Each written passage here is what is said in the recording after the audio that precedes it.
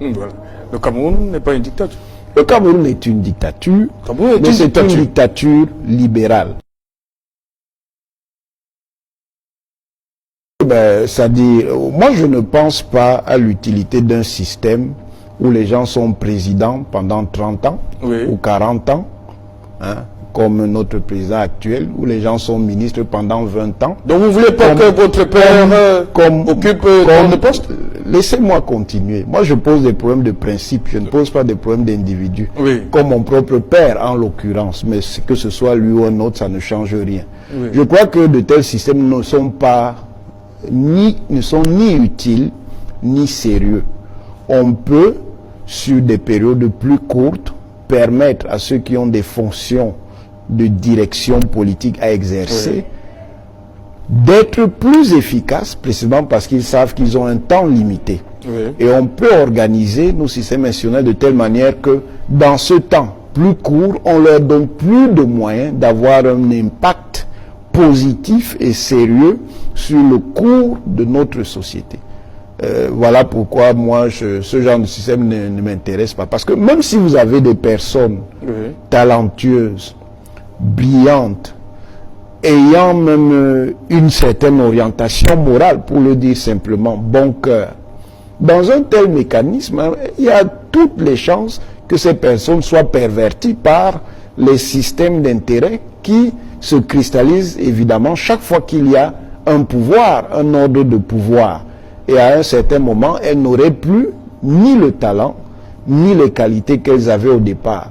Parce que ces intérêts sordides vont les détourner de ces voies-là. Donc moi, je ne crois pas trop à ce genre de choses. Et j'estime d'ailleurs que pour qu'on ait une société véritablement plus stable, au-delà de la stabilité apparente et la stabilité médiocre qui est la nôtre, nous sommes bien stables, mais nous ne sommes pas stables de manière à prendre en charge de façon satisfaisante les aspirations et les ambitions de la plupart de nos citoyens, qu'on ait des sociétés qui fonctionnent sur une autre base que celle-là. Voilà, vous dites, professeur le docteur Ronan Guinée, qu'un intellectuel doit exercer une fonction critique vis-à-vis de la société dans laquelle il vit. Hein, une fonction critique qui l'expose bien évidemment à d'éventuels démêlés. Et que pensez-vous donc de ces intellectuels qui ont décidé de marcher avec le pouvoir? D'abord parce qu'en gros, s'il peut y avoir des intellectuels de pouvoir, tous ceux qui sont au pouvoir et qui font fonction d'intellectuels de pouvoir n'en sont pas. N'en sont pas. Même l'intellectuel de pouvoir a une ligne critique. Il met simplement son esprit critique au service d'une orientation politique.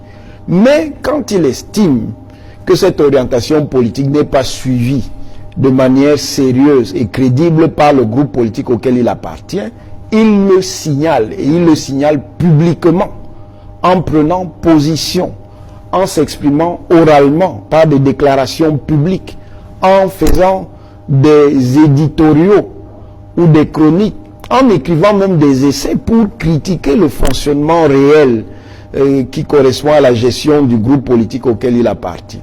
C'est ça un intellectuel même de pouvoir. Il critique et puis ensuite il dit à ses amis politiques: j'ai fait les critiques, voici donc les solutions qui peuvent permettre de corriger ce qui m'apparaît comme ne fonctionnant pas dans le cadre de notre gestion politique. Ceux qui tiennent lieu d'intellectuels de pouvoir, en fait, ne sont pas des intellectuels. On les appelait ce sont des clercs. Oui. Je ne dirais pas les courtisans parce que c'est désobligeant. Ce sont des clercs. Le clerc, c'est quoi? Le clerc, dans les ordres politiques et sociaux du Moyen-Âge en Occident, c'est quelqu'un qui met son intelligence, son savoir, ou ce qu'on va appeler beaucoup plus tard, hein, disons 19e, 20e siècle, son expertise, au service d'un pouvoir. Ça veut dire qu'il est là pour légitimer le pouvoir, rendre ce pouvoir acceptable. Il peut avoir des compétences intellectuelles, il peut avoir des aptitudes intellectuelles, mais sa manière d'agir fait qu'il n'est pas un intellectuel. Il ne faut donc pas confondre le clerc, celui qui fait partie de la cléricature, parce que clerc, ça renvoie à la fois à cléricature et à clergé. Il ne faut pas confondre le clerc avec l'intellectuel. L'intellectuel peut avoir toutes les sensibilités. Il peut être conservateur, réactionnaire même, il peut être réformiste, il peut être libéral, il peut être radical, il peut être révolutionnaire. Mais il a toujours la fonction critique quand il examine la réalité. Voilà, docteur Ouenaï, vous pensez que c'est faisable chez nous, dans notre société? Bon, si vous estimez que ce n'est pas faisable chez nous, ça veut dire que chez nous, les conditions de la liberté, les conditions culturelles de la liberté, les conditions morales de la liberté n'existent pas. La liberté ne peut pas exister là où il n'existe pas l'acceptation de l'esprit critique, c'est-à-dire de la capacité à aller à contre-courant de ce que sont les idées dominantes.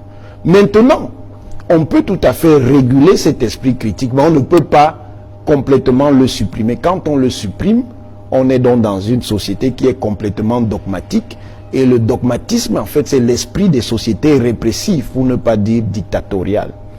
Voilà. Le Cameroun n'est pas une dictature. Le Cameroun est une dictature, mais c'est une dictature libérale. Parce qu'il y a des